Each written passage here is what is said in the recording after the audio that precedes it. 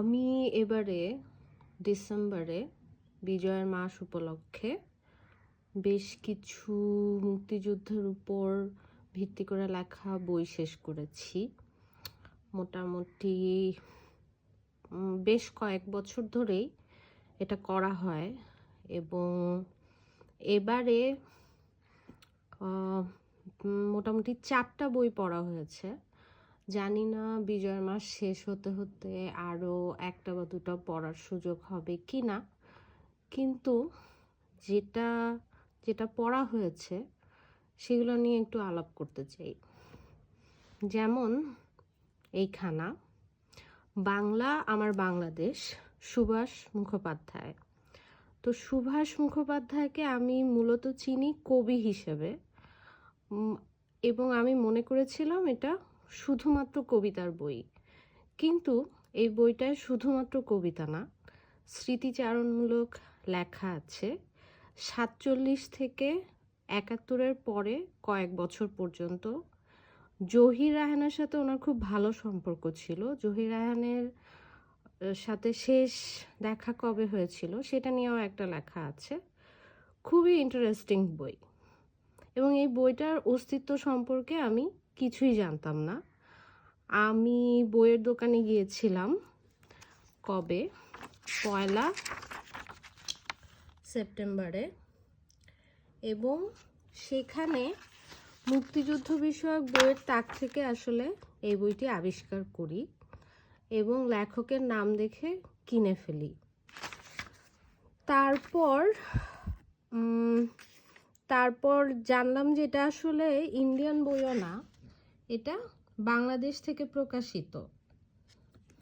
বইটার আইডিয়াটাও খুব মজার, এবং উৎসর্গপত্রটা দেখেন, হাজং চাষিদের জঙ্গিবীর ললিত সরকারের স্মৃতিতে। প্রচ্ছদ অঙ্গসজ্জা কাইয়ুম চৌধুরী। আমরা তাহলে প্রচ্ছদটা আরেকবার দেখি। দেখেন, এখানে একটা মহিলা বসে আছে মাঝখানে, খুবই সুন্দর আবহমান বাংলার একটা চিত্র তুলে ধরা হয়েছে, যেটা আমি জানি যে কাইয়ুম চৌধুরীর বৈশিষ্ট্য। তারপরে বইটার ইন্টারনেটে যেসব ছবি দেখলাম সেখানে দেখলাম বাংলা আমাদের পর আবার কমা আছে, এমনকি গুডরিডসে যেই কভারটা আছে সেখানেও বাংলা আমাদের পর কমা আছে। কোথাও কোথাও প্রচ্ছদটা একটু হালকা, সেটাও দেখেছি। যাই হোক, এখান থেকে বেশি কিছু আসলে আমার বলার নেই। সূচিপত্রটা কি দেখা যাচ্ছে? খুদে খুদে লেখা। আর খেয়াল করেন বইয়ের ডিজাইনটা এরকম যে সূচিপত্রটা এদিকে, সাধারণত সূচিপত্র এখানে থাকে, তাই না?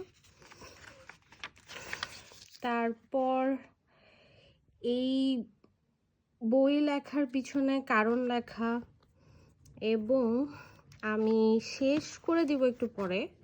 তার আগে আমার একটা জায়গা পড়ে শোনানোর ইচ্ছা আছে, এবং এই বইটি আসলে পড়ে আমি মুগ্ধ, এবং আমি খুব খুশি যে এই বছর 1 সেপ্টেম্বরে আমি বইয়ের দোকানে গিয়ে এই বইটি আবিষ্কার করেছিলাম।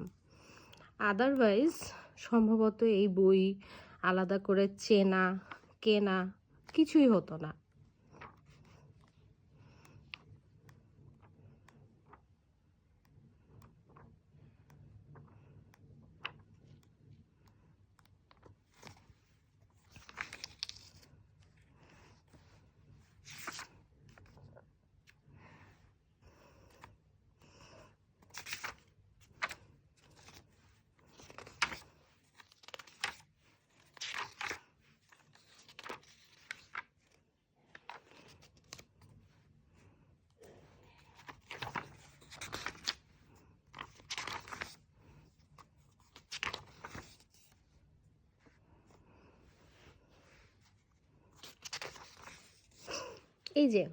এই জায়গাটা আমি একটু পড়ে শোনাতে চাই।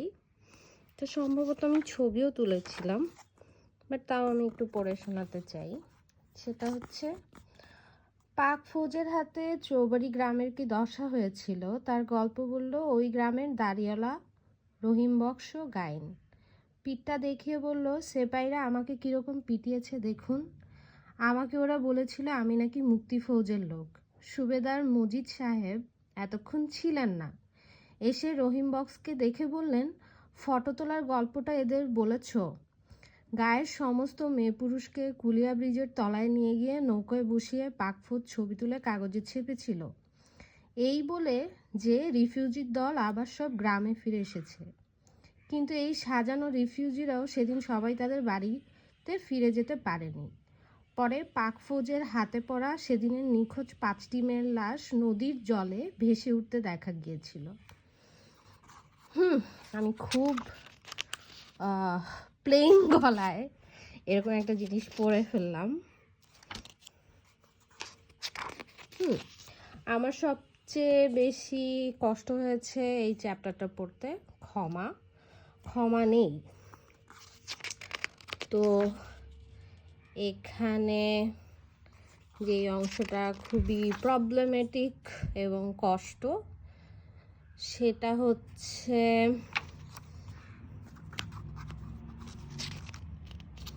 না, এটা আমি আসলে পড়ে শোনাতে পারবো না, কারণ আমার এটা অ্যাকচুয়ালি একজন মুক্তিযোদ্ধাকে ধরে জবাই করার মোটামুটি বিশদ বর্ণনা।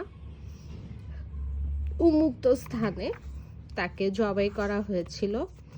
জবাই করার আগে তার বিভিন্ন অঙ্গ প্রত্যঙ্গ কেটে নেওয়া হচ্ছিল এবং মানে মুক্তিযোদ্ধা মানুষটি সমানে মোনাজাত পড়ছিলেন। মেহের আলী নামক একজন রাজাকার এই কাজটি করছিলেন এবং শেষমেশ যে অংশটা পড়ে আসলে একটু শান্তি পাওয়া যায় সেটা পড়ি। সেটা হচ্ছে, এই ঘটনার পুরো বিবরণ শোনবার আগে থানায় আমি মেহের আলীকে দেখি, তার মুখে আর মাথায় বেত মারার কয়েকটি দাগ দেখেছিলাম। চারপাশে সবাই বলেছিল মেহের আলী ধরা পড়েছে। শুনে গ্রাম থেকে 2.5 মাইল রাস্তা ছুটে এসেছিলেন আকরামের মা। একটা বেত কুড়িয়ে নিয়ে মেহের আলীকে তিনি সপাং সপাং করে মেরেছিলেন। খানপুর থেকে ফিরে আমি যদি মেহের আলীকে আরেকবার হাতের কাছে পেতাম, আমি কি করতাম বলতে পারি না। ক্ষমা, ওরা মানুষ নয়, ওদের ক্ষমা নেই। লেখক বা কবি এই লেখাটি লিখেছিলেন 1971-এ। যাই হোক, দারুণ একটা বই শেষ করতে পেরে আমি খুব কৃতজ্ঞ সুভাষ মুখোপাধ্যায়ের কাছে। এবং আমরা একটু প্রকাশনীর নামটাও দেখে ফেলি। প্রকাশনী হচ্ছে সাহিত্য প্রকাশ। সাহিত্য প্রকাশের কাছেও কৃতজ্ঞ যে তারা এরকম একটি বই এনেছিল।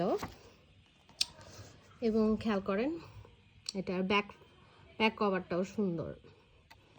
কাইয়ুম চৌধুরী আসলেই অসাধারণ।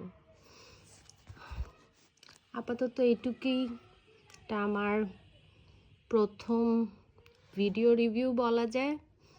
আমি জানি না আসলে কতটুকু কি বলতে পারলাম বা কতটুকু আগ্রহী করে তুলতে পারলাম এই বইটির প্রতি, কিন্তু বইটি দারুণ।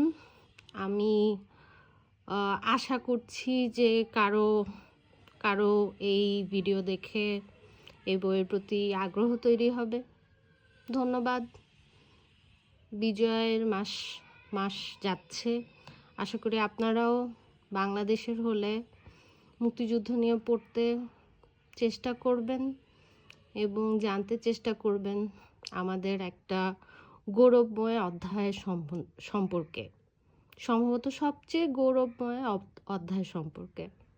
আল্লাহ হাফেজ, ভালো থাকবেন।